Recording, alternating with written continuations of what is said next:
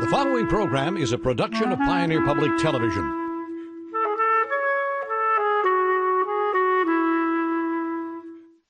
Your Legislators is made possible in part by the generous financial support of Southern Minnesota Beet Sugar Cooperative, a highly sustainable, shareholder-driven cooperative that safely produces, processes, and markets sugar while being environmental stewards to ensure future opportunities for its shareholders, employees, and surrounding communities.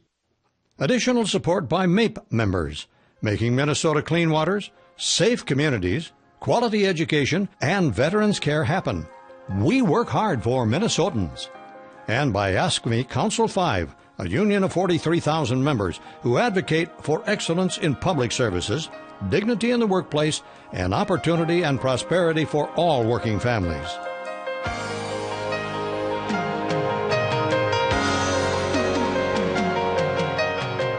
Live from St. Paul, we welcome you to another session of Your Legislators, a roundtable discussion featuring state lawmakers answering your questions and discussing important issues affecting the citizens of Minnesota.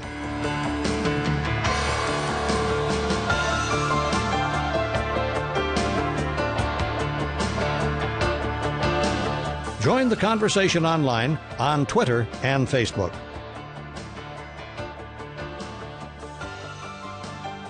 Now here's your moderator for tonight's program, Barry Anderson. Good evening and welcome to this week's version of Your Legislators. We're delighted that you have joined us on this somewhat cloudy and rainy Thursday evening, but here we're going to have some warm conversation about the public policy issues of the day. We have, as always, a distinguished panel of guests to help unravel the mysteries of St. Paul, but I want to remind you before we get to the introduction of our guests that this is your program. And because it's your program, hence the catchy name, Your Legislators, because it's your program, it's your opportunity to call in with your questions, send them to us via Facebook Live, Twitter, or the various other electronic means that will be explained on your television screen. We begin this week, as we do each week, by introducing that distinguished panel of guests, and I turn to my immediate left for Representative Lyndon Carlson, who has been with us many times and is, I think we decided the last time you were with us, you're now the most senior member of the legislature. Yes, I January 1st this year became the longest-serving legislator, House or Senate, in history, going back to statehood. So that was kind of a benchmark that you might remember on the first day. Well, got a nice warm applause from both sides of the aisle, so it was kind of fun. But then I represent Northwest suburban communities here in the Twin Cities, Crystal, New Hope, and part of Plymouth.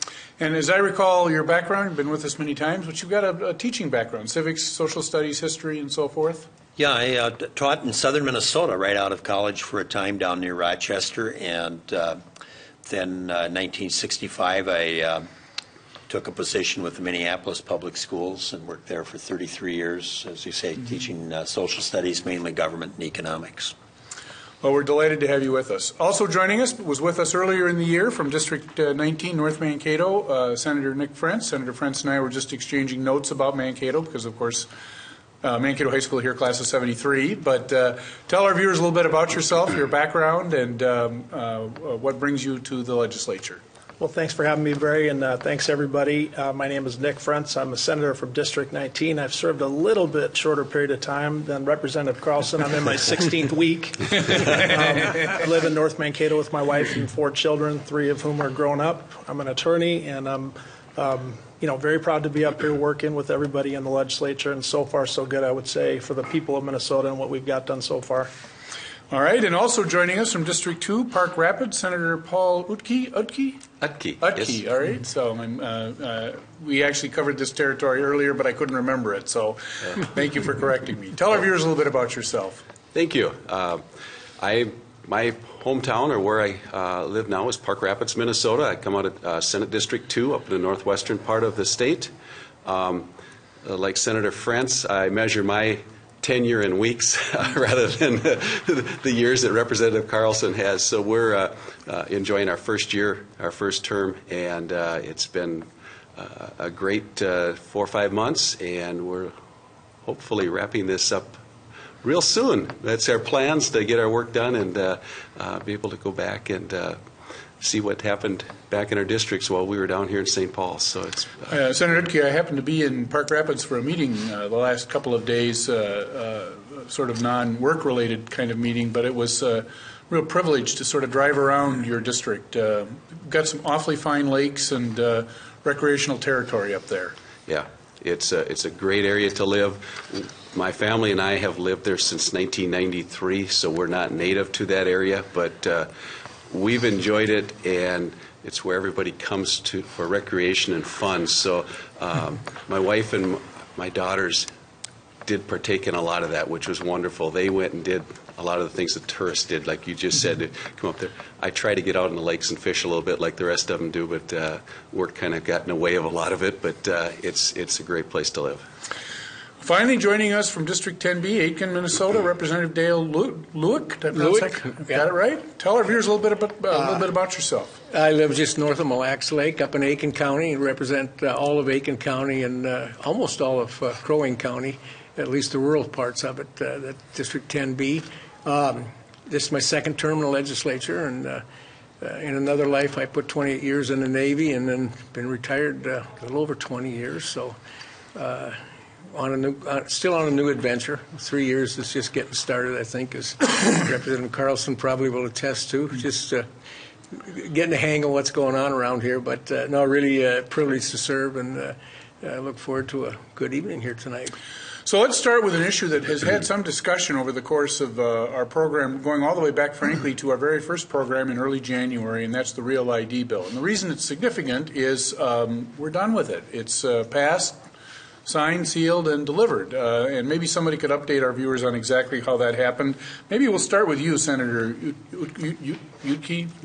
I'll get this right before we're done, I promise. No, not a problem. Go ahead. Tell our viewers a little bit about where this at, what happened and how we got there. Well, this has been going on for a number of years. I think we go back into, 2008, 9, whatever, when the legislators first started to talk about this and put it on the back burner. It's Real ID is a set of federal regulations that they've asked the states to update our driver's license to contain a certain amount of information so that we can use our driver's license to board a commercial aircraft, go onto a military base, or enter a federal building. And these conversations took place prior to those of us that are new even being a participant in it. And now this year we're getting close because as of January 2018, you need to have the criteria of what's contained in the Real ID. Or have a passport or some of those things to do what people do want to use this driver's license for. So what was accomplished by both the House and the Senate and signed by the governor today now puts this into action so our citizens can update their driver's license, those that want to, and use that to board an aircraft. I might just chime in a little bit because the focus has been on aircraft, but for some time now to get on various federal property or military bases, you had to have a Real ID. And I just had a constituent in the last couple of weeks whose brother was ill and in the military, and she went down there to visit him and had difficulty. She finally got a high-ranking officer or somebody to escort her to the base that where he was being held in a hospital. But it also solved that problem as well. And she didn't happen to have a passport. That was her problem. So, Representative Carlson, when you tell that story, last week for our viewers who were with us, Representative Jeff Howe told a story about his nephew who was entering, actually it was admitted to I think all of the service academies, but was visiting one of the service academies and took his passport on the advice of his uncle, the representative, who saw this problem. Otherwise, they wouldn't have let him on the grounds. So it is a real problem, and it has now been addressed and resolved. So yeah, I'm glad that it's now resolved.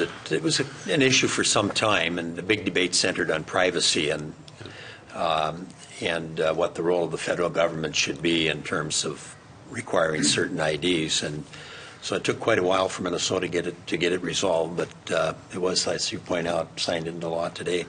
So let's talk a little bit about where the division lines are generally. We're now about 4 days away from, well, actually the end of the legislative session is Monday night, as I recall. But the practical deadline for getting work done is probably earlier than that. Maybe we can discuss a little bit here exactly what remains to get done and where the sticking points are, kind of bring our viewers up to date with any current information you might have. And let's start with our veteran legislator, Representative Carlson. And you could give us the textbook discussion of conference committees and how that all works, right? Well, they were just renamed yesterday by and large, although on the House side they didn't name the conferees for the tax bill until today. But as people probably know from all the publicity, the governor vetoed virtually all of the finance bills, and that set the stage for a new round of negotiations. And they still have to agree on what we call the targets for those conference committees. The governor's last offer was to literally cut the pie in half and allow the legislature, the Republican caucuses, which are in the majority in both bodies, to basically decide on how to spend half of the available revenue, and the governor's proposals, mainly on the finance side, would be the other half. And that was rejected, but the governor, as I understand it, is still waiting for a counteroffer then from the Republicans. But if something doesn't happen fairly soon, you reach a point where you can no longer turn around those bills. And part of the answer to that is the amount of language that's included. The governor has taken a position that he doesn't want any major policy language in those appropriations bills, but if you have much language, forgetting whether it's controversial or not, just the reviser of statutes needs so much time to turn those bills around. And I was interviewed today by one of the radio stations, and they said, what do you think the deadline is? And I said, well, it's probably tomorrow or Saturday at the absolute latest to arrive at an agreement if you're going to get bills passed and adjourned by Monday. Let me turn to you, Representative Lueck, and maybe you could tell us from your perspective what you where you see things at, and do you agree with Representative Carlson that that's kind of the practical deadline, and are we going to get there? Oh, I think we can get there if we can get together. 2015, I'm not sure we're in a much different place than we were 2 years ago. As far as pushed right up to the deadline, we've got a lot of work to do. We actually had one complete budget sent to the governor, something we weren't able to do in 2015. We didn't even get that process. It was just kind of all or nothing at the very end. So I think we've still got time to get this done. There's still got to be a little more movement toward the middle. I know the famous term now is we split the pie yesterday, but when you do the numbers, they don't always come out 50-50 on either side of that ledger relative to spending and tax reform. So we got time to get it done. Tomorrow and Saturday will be pretty serious if we don't make some big decisions. And I think Representative Carlson's right on. We'll really get jammed up on more than a busy Monday. Senator Frentz, your thoughts on where we're at? Well, thanks for asking, Barry. Watching this show for the first time, it's fascinating. I can appreciate where both sides are coming from. A couple things that seem to me to be worth mentioning. First of all, we're talking about the tax bill and what's the size of it going to be and what's appropriate for Minnesota. And once you figure that out, you have a better idea what the rest of the money is that's available to try to work out a deal. And I think there's been signs of progress on the total dollar amount of the tax bill, and that would be a good thing for Minnesota. There's also some areas where there's some really big gaps still to be worked out. We have the St. Peter Security Hospital in our district. They have a Health and Human Services gap of hundreds of millions of dollars that isn't worked out yet. And I guess I'd say if you were going to the car dealer, you're going to buy a pickup truck, at a certain point you're far enough away on price where you start to question whether you can get a deal. And so I'm enjoying my front row seat to see what's happening. I do appreciate that they're still talking. And I think for the policy issues, too, it's a little tough to tell for a freshman just what is a must-have and what is a cannot live with, and where the two sides maybe come together. But, of course, as much as we think it's numbers and we'll get a split the difference and we'll work out a deal, some of the policy is really important. And I think the people that are out there watching us expect us to go through the policy and get that figured out, too. If I was a betting man, I would just say what a lot of people around me are saying, which is it's not for sure we will get done on time.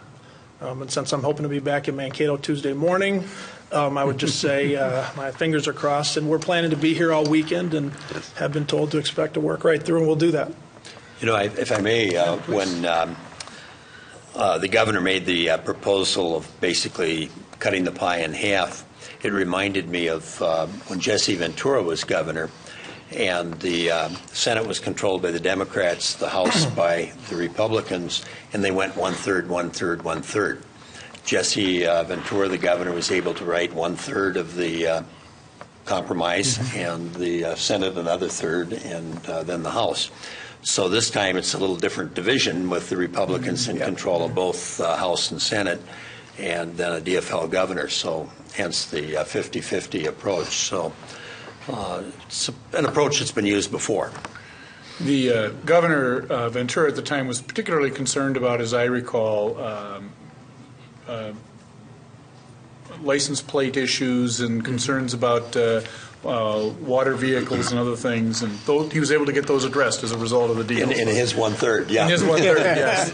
So, Senator Utke, what do you think? Tell our viewers where you think we're at.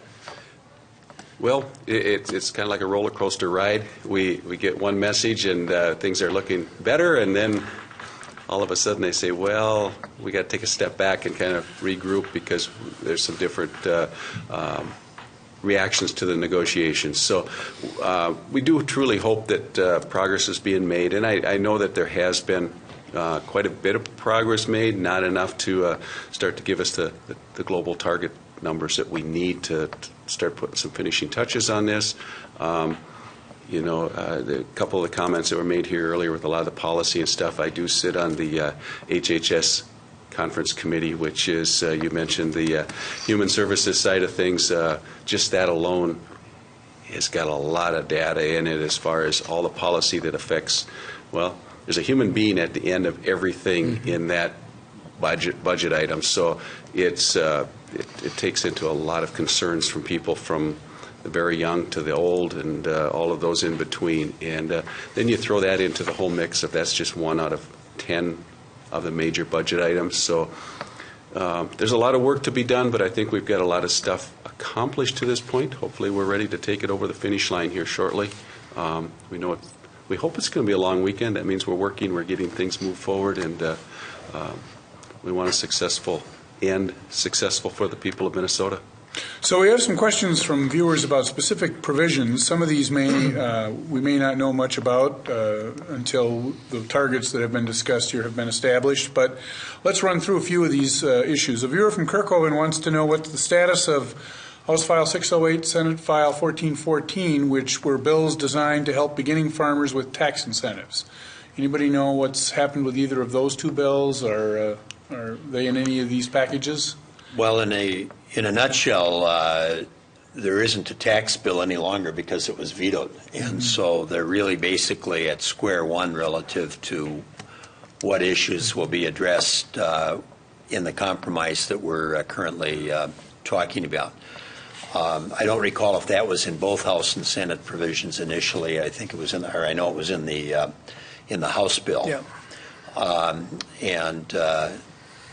It'll be a new issue, but it's at a point having passed the House at least, and maybe the senators can recall whether it was in the Senate bill or not. But it would be at that high level of discussion once the compromise and the target is reached. I'm pretty sure it was in the Senate bill. I believe we had it in there, and of course it's in play as we talk about the total dollars on the tax bill. It's easier to say what'll be in there. I certainly strongly favor that one. We want to have the next generation of farmers be incentivized to come in and take over the fields and do the next generation of work. So the things that we have in the tax bill to debate, I'd certainly support that one. And unfortunately, we don't remember all the numbers and Yeah. all the data that goes in, but I know I carried one of the bills that had this type of language in, whether it's this one or not, but, we just got it to the table, and I know on the Senate side, it made the next move, and but now, like you say, when first the bill gets vetoed, a lot of it comes back, but there has to be changes to make it different and make everybody a player on it, so hopefully it's still in there, because it's something we need. Yeah, there's another element in the tax bill that hopefully we can address. We tried to do it last year. We actually did it. It just didn't get across the finish line, got sent back. But on the property tax issue in rural Minnesota, you've got people that are land poor.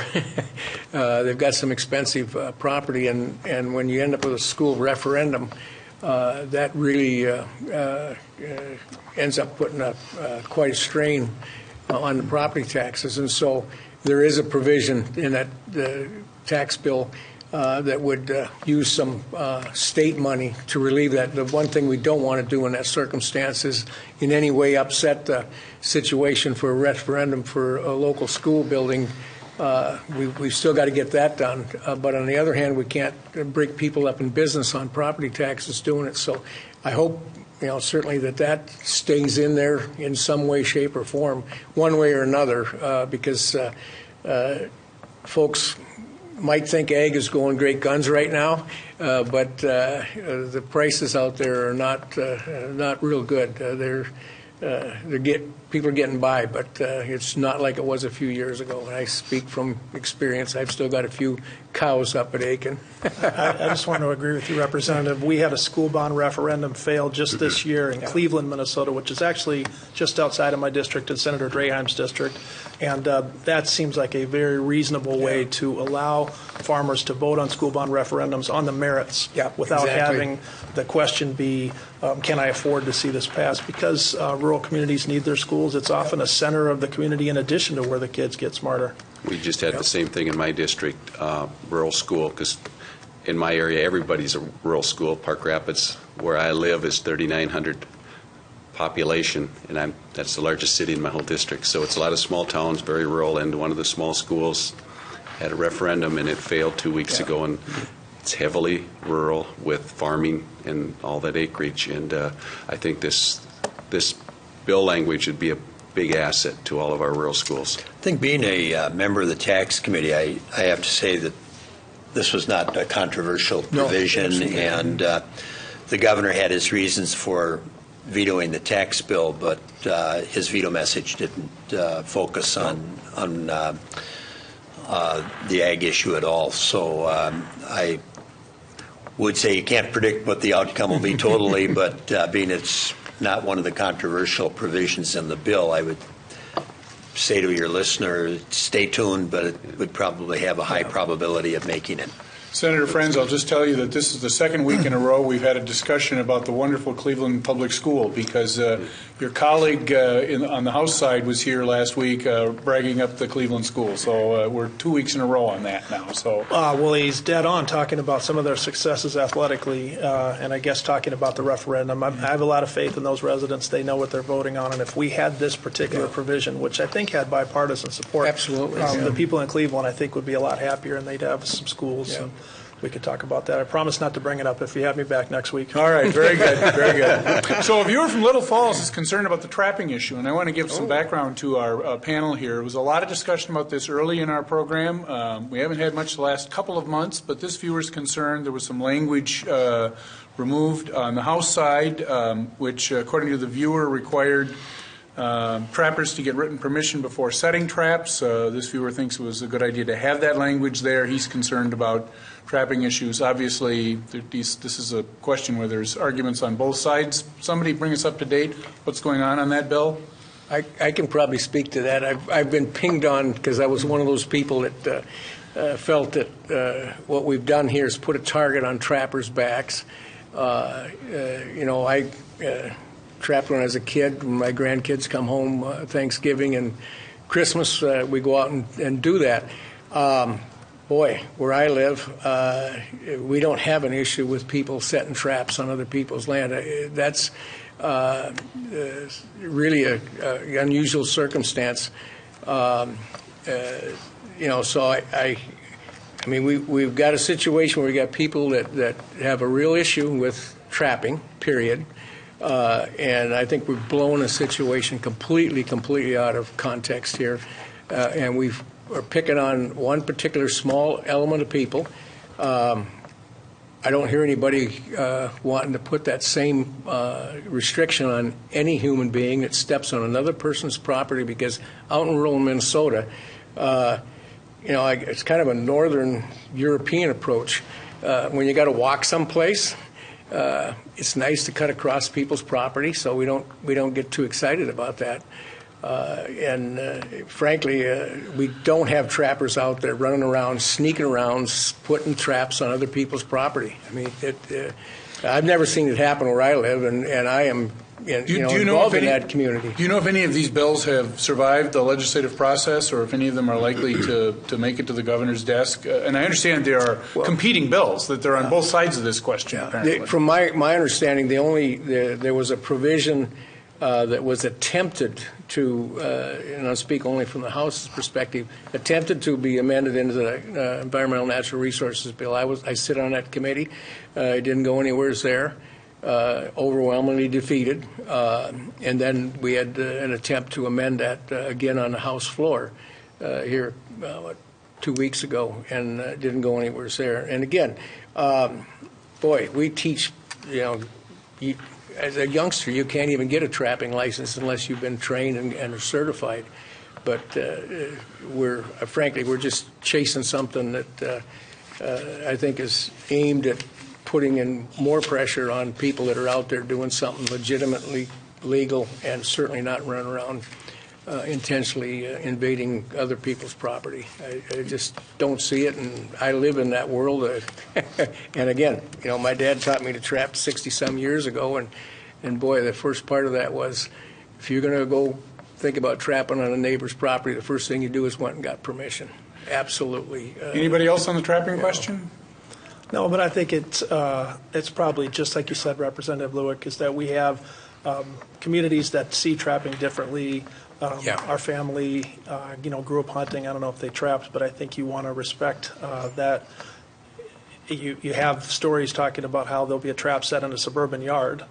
And I guess I would say a little bit different culture. And so that's, I think, where some of the question comes from. We have some great debates about property rights going on this week in the Senate. And I think people's property rights are to be respected on the whole. You have to get permission to hunt a guy's land. Absolutely. And so I was not one that was crowing very loudly on that particular issue on the DFL side. A viewer from Wabasca wants to know, now the Real ID is passed, her license has to be renewed in July 2017. Is she going to be able to get the Real ID? Does anybody know? I thought it was October 1st, or am I? I think you're right. I don't think July is going to make it. Not going to move that fast. I All don't right. think so. And one of the things that hopefully, and I can appreciate the position the Department of Motor Vehicles is in, but the sooner they can get a good firm timeline out as to how that's going to work, the better for everybody, because that's a question I've had yesterday. As soon as it was passed, is how soon can I go in and get a new one? So we've got some more information to uncover and get laid out here for I should everybody. tell By the way, the cost for your renewal is going to be the same. I don't remember if we touched on that when we talked about it earlier. There won't be any increase in cost with it. Good point, because we missed that on the first round.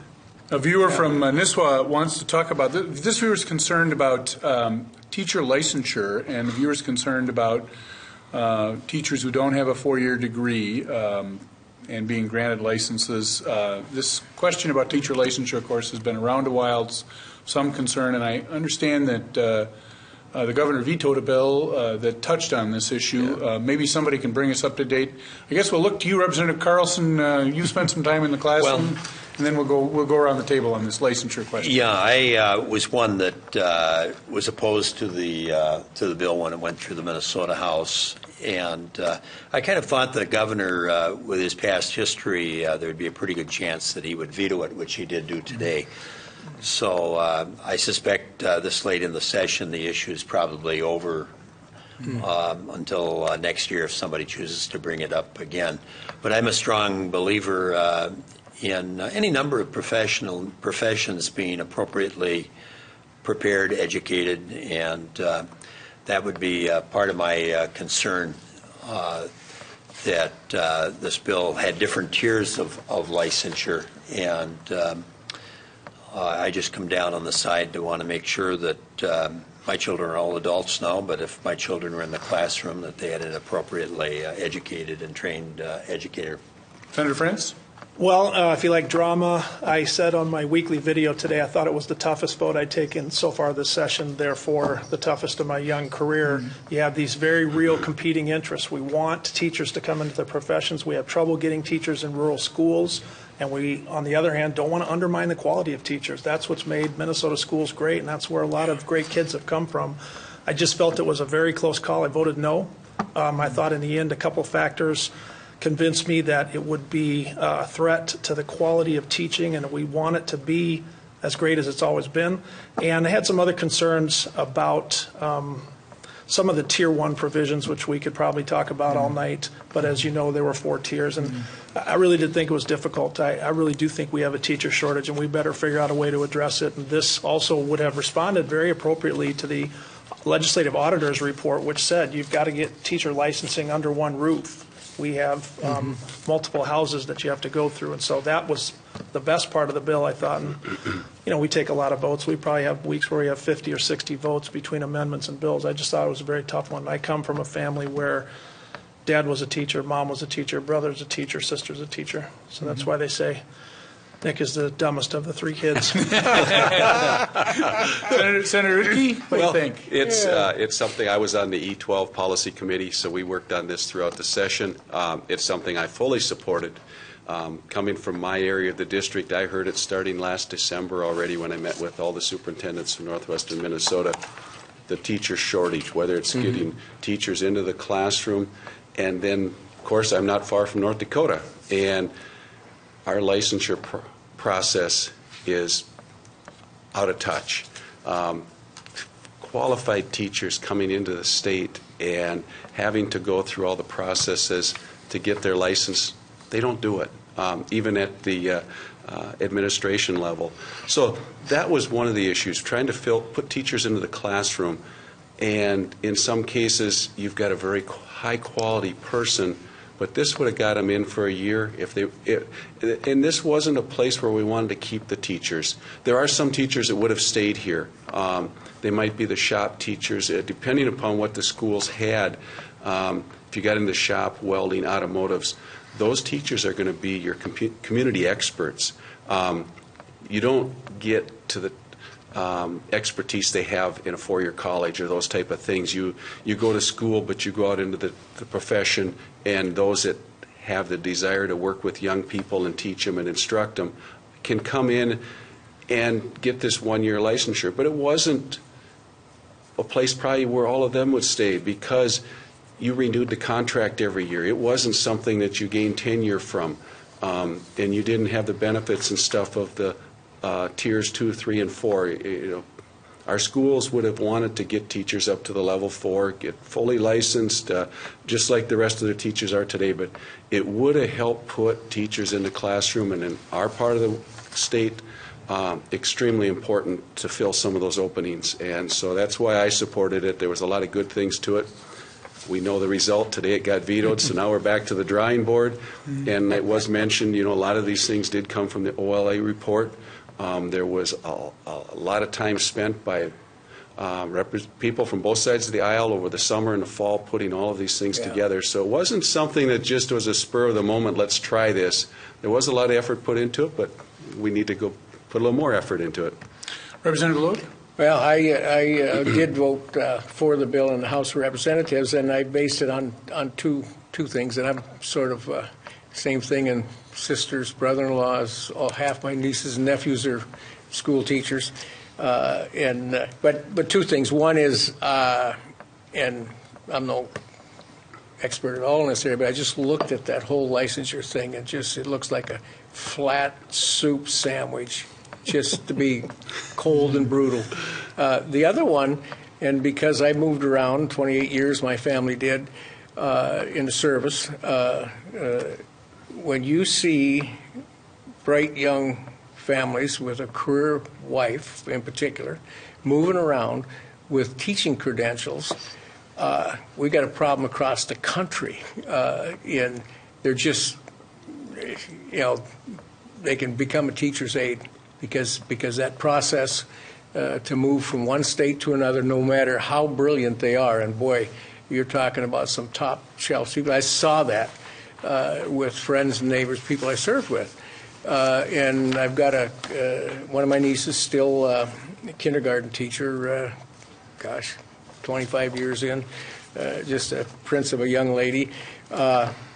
She was, husband was in the service for a number of years in the Air Force, and she had to deal with that process, and even to get all back in battery to teach here in Minnesota was a huge struggle, and so we've got to fix that, because there's a teacher shortage out there, make no mistake, and we've just got to figure out how to get the best and the brightest into those classrooms with the least amount of red tape.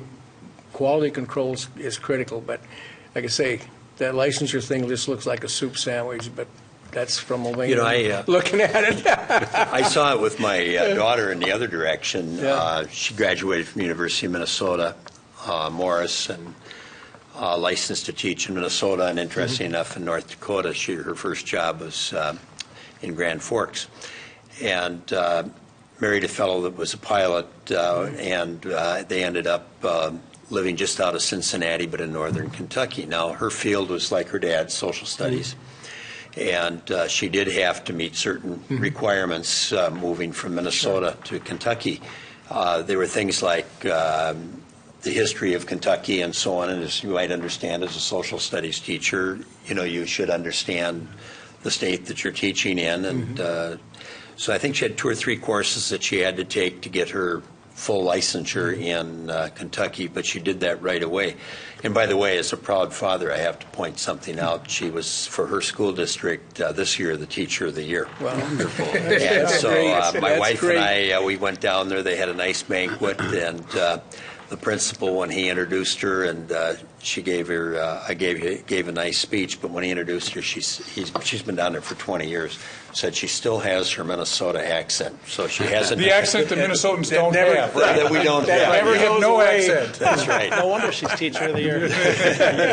They can understand her. But at any rate, on the licensure thing, she did have to meet certain criteria, and I think some of that is important. That they are well prepared. When I was in college, and I went to Mankato State, as it was known then, interesting enough, I went year-round for 3 years. And when I would be taking classes during the summer, about half the classes were full of teachers from Iowa because they had been able to teach with a 2-year degree. And the legislature in Iowa gave, over a certain period of time, to professionalize their teaching corps, they had to have a 4-year degree. And so, being that they were teaching during the year, they were taking courses during the summer so that they could continue the license and certification. So, teaching has a history, is my point, of trying to professionalize it and make sure we get the best and the brightest in the classroom, and that was my concern about the bill. Well, so it's done for this session, maybe next year. We see what happens. Of course, maybe it's not done because nothing's ever done until the legislature goes home, right? Isn't that how this works? Well, that's true. All right, so but it's done as far as we're concerned, because we're going to move on. So instead, we're going to talk about something that we began our season this year talking about, and that's the buffer bills, concern about protecting waterways, water quality. Our sort of resident in-house expert has been Representative Paul Torkelson, who's been been with us a couple of times this year, and brought us up to speed on where things are at.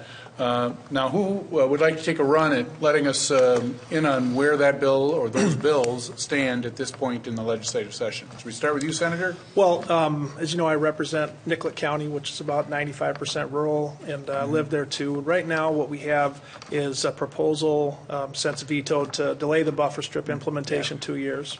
I don't support that, and obviously the governor doesn't either. A couple things that we're hoping will proved to be good policy. First of all, just to take Nicollet County as an example, for the public waters, we're 90% compliant. So the November 1st date for this year, we would say we should be able to get there. And there's a variety of ways counties have approached this. Some of them are much more ready to go than others. But the fact that we're already along the way, and the fact that non-point source pollution is obviously an issue for us down in the Minnesota River area, say we got to stay the course on that. Having said that, we're talking about alternative practices, which we hope will make it possible for some farmers to find a way to go at it a different pattern. And as you know, Bowser just put out the 6 sort of prepackaged alternative practices. And we're also hoping that Soil and Water Conservation District representatives can find not just funding, but a way to work with the farmers in each county and make it so that we can work through these. Because as Representative Backer and I sat right here last time I was on the show, one size does not fit all. No. Mm-hmm. And so that's a mistake if Minnesota tries to approach it that way. Having said that, we got to have clean water. We really can't get away from that responsibility, and we may not agree how to get there, but we will get there, I'm convinced. And I would like to see crop prices come up, first of all, but also like to see us move a little bit past it. And one other thing we've talked about is that we have Pollution Control Agency issues for small towns where we're talking about water treatment costs. It's not going to be possible for small towns to put out $10 million. And so we have other funds we can look at that maybe we can use to put those efforts where it really will make a difference, and not maybe just think that, again, one size fits all, and hopefully work on it together. I have visited farms many times in Nicollet County, and there's some situations where the farmer just feels like, you're taking my land out of production. It's not going to produce the result you want. There must be a better way. And I think they're right. There may be a better way in some situations. Senator? And Senator Frentz covered a lot of the issues. I am one that supports the 2-year delay on this, because I do think, there's been a lot of work done, but some of these things are just, there's got to be negotiations between some of this private farmland and how they're going to do things. And so I think the 2 years gives everybody a chance to figure out a better and a complete plan, because a lot of these farmers, we can't just go in and say we're going to take 50 feet or make them take 50 feet on each side of the waterway out of production. They don't have to have a very big farm, and you start to look at a lot of value. It's their assets. That's what they own. That's what generates their income. So we have to be, we have to take that into consideration. And I think they all want to do the right thing.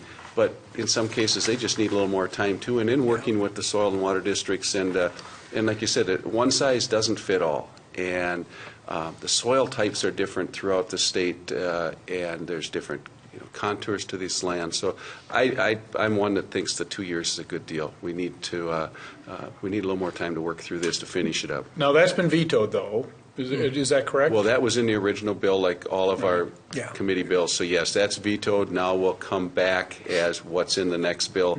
We're all just kind of assuming at this point, because once these targets come in and what stays and what doesn't, over the next couple of days we'll be a little smarter. One of the things, and I would like to see us extend that for 2 years, and for some of the same reasons that, we all get it. It's really important to get done. My biggest concern is that, we started on this, 2 years ago, and so we haven't come up with any funding yet. That blew up last year. There was funding supposed to go out to counties, and so, it's the old mistake. I sat on the county board and wants us to do this to county boards. We make a decision down here in St. Paul, and then we don't send the money. And that's, by itself, is reason enough to give us a little more time. And just, it was sitting there in the committee when here about a month ago when Bowser's talking about just beginning to announce a few of these alternative practices. We're way behind on that. So there's a lot of reasons. My dad used to say, well, do it in a hurry and then do it again. So let's take our time. get this right and not have to go back and undo things, because it gets tough to undo them, and get the money out there before we start saying you got to be here no matter what, because that's only fair from St. Paul. Buffer strips, Representative Carlson? Well, I'm sitting here listening carefully. You know, I was the chief author for a short period of time. Very short. And Representative Torkelson, who you said had been your in-house expert, wanted to be the chief author, so I became the second author. But listening to what is being said here, I do have concerns about the 2-year delay. You know, water quality is really a big issue across the state of Minnesota. But I think the point that you made about, you know, making sure we work with the farming community to make sure that it does in the end work. You know, I have no problem with that, but I think you can do that without the 2-year delay. And I went on it when I was never chief author when it was introduced. I went on it. I met with DNR and Ag, the two commissioners, and they asked if I would chief author the bill, and then they went to Representative Torkelson, and he was interested in being the chief author, so then I became number 2. But continue to follow the issue. Oh, yeah. So we have what I consider to be the best informed viewers of any public policy program in the United States, and they are watching you folks very carefully. And so we have somebody from Northfield who's very concerned about House File 739, and he was kind enough to tell us what that's all about. It's a bill dealing with small cell antenna placement. And I believe it looks to me like it prohibits, from what I can tell, it prohibits local moratoriums on small cell wireless. He notes for us that it's going to be voted on Saturday. So does anybody know anything about the issue? Be able to tell us what the status of it is? That viewer knows more than we do, because we haven't seen agendas for Saturday yet. I'm on the wrong committees for that one. I started with buffer strips. That's right. You got your turn. So, Representative Carlson, do you know anything about small cell antennas? Well, I do know that the cities that I represent are very concerned about it. It's the providers that are pushing hard for it, and the cities feel that that's going to have some cost ramifications for them. So I represent 3 different cities, Crystal, New Hope, and part of Plymouth, and I've heard from at least 2 of them, and I think probably all 3 during the legislative session about their concerns. But like the other members at the table, I was surprised. Maybe we just got a bit of information. I hadn't heard we were even meeting on Saturday yet. But maybe somebody's aware. That's right. Well, it's like I said, they watch very carefully what's going on. If we are, I'll be there, and I'm sure all of us will be. That's right. So we have a viewer, one of our Facebook Live viewers, who's concerned about the Campaign Finance Board rulemaking authority, which was curtailed, as this viewer describes it, and wants to know why that occurred. This viewer does not favor that particular result. Wants to know what's going to happen with that, and it also references the publicly funded public campaign subsidy. I know a little bit about these issues because I had the privilege of serving on what was then known as the Ethical Practices Board, now the Campaign Finance and Public Disclosure Board, in another life 2 decades ago or more. But as to the current status of things, who would like to take a run at that? Senator? I'd be happy to. Yeah. I mean, the Campaign Finance Board's done an outstanding job. I don't support changes to either their structure. There's a question about their funding. Now, a couple things to keep in mind. Minnesota has the highest voter turnout in the country. That's for a reason. We administer free and fair elections, and we should be proud of that and keep doing that.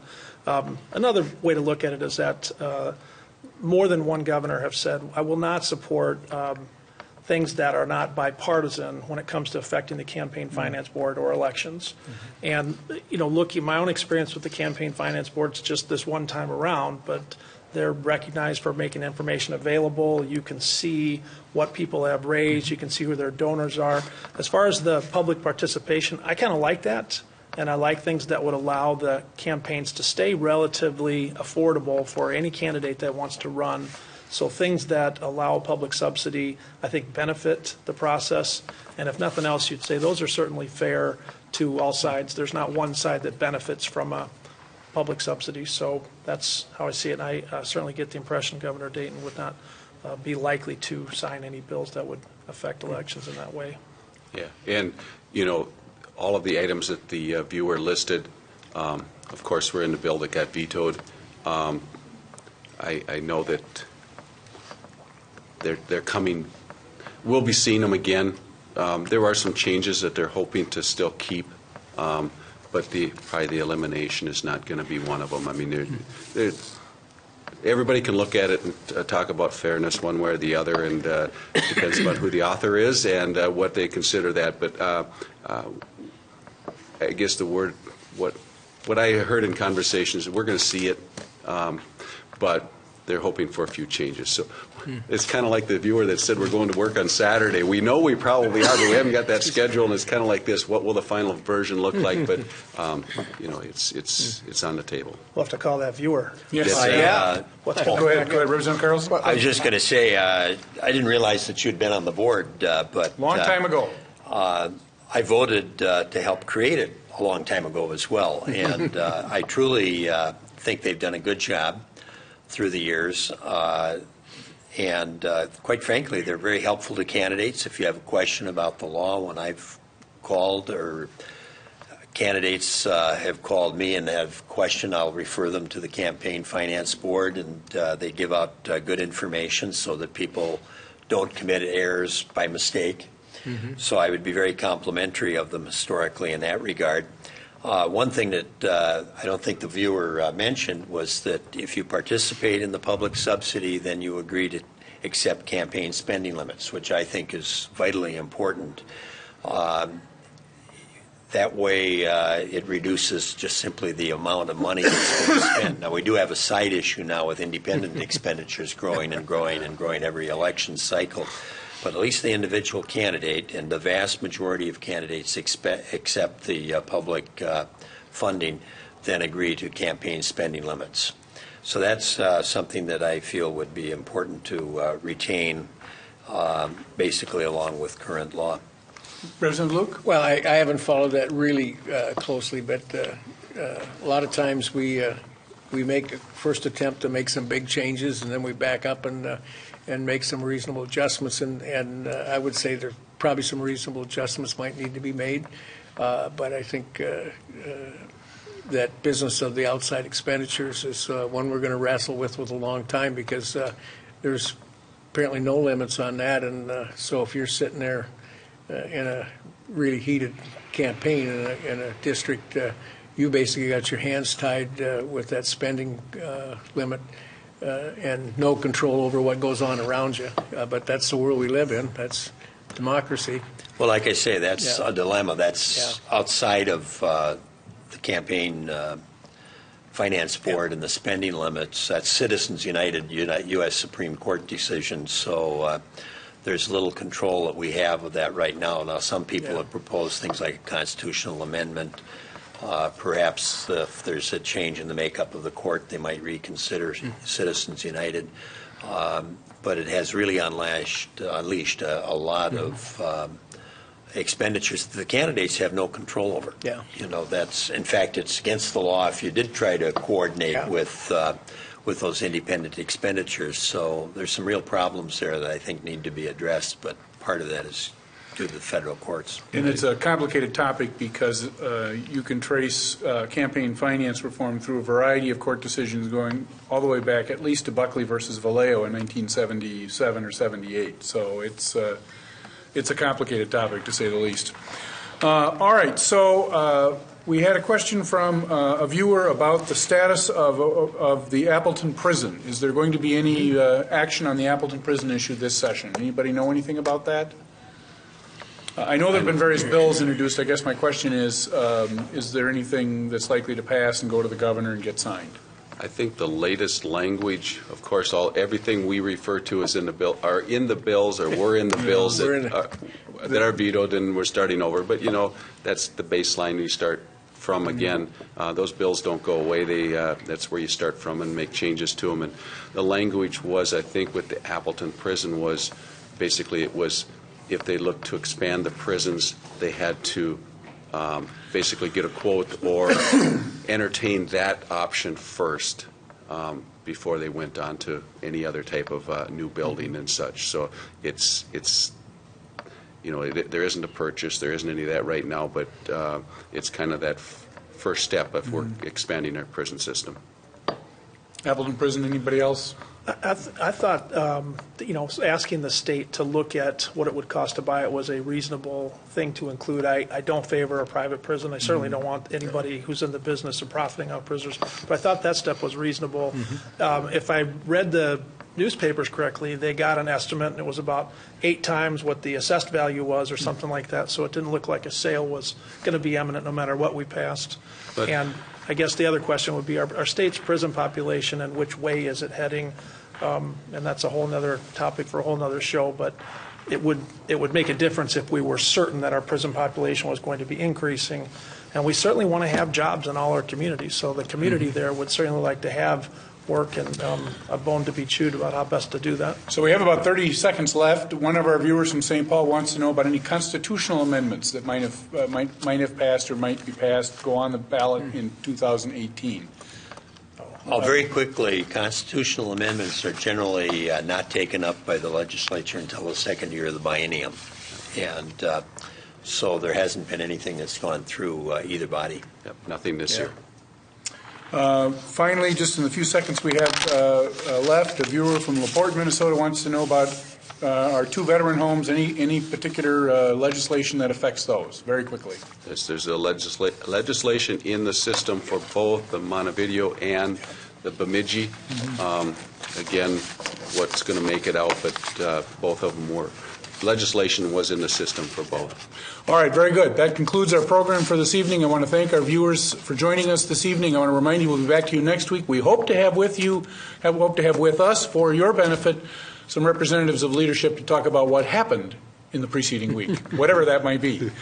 Thank you to our panel. Thank you to our viewers. Good night. Thank you. Thank you. More about Your Legislators online at pioneer.org/yourlegislators. Find out more about the history of the program, who has been a guest, and watch past episodes and discussions by topic. There's also a photo gallery, informative links, and much more. To continue the conversation, follow us on Twitter and Facebook. Thank you for watching Your Legislators. Your Legislators is made possible in part by the generous financial support of Southern Minnesota Beet Sugar Cooperative, a highly sustainable, shareholder-driven cooperative that safely produces, processes, and markets sugar while being environmental stewards to ensure future opportunities for its shareholders, employees, and surrounding communities. Additional support by MAPE members, making Minnesota clean waters, safe communities, quality education, and veterans care happen. We work hard for Minnesotans. And by Ask Me Council 5, a union of 43,000 members who advocate for excellence in public services, dignity in the workplace, and opportunity and prosperity for all working families.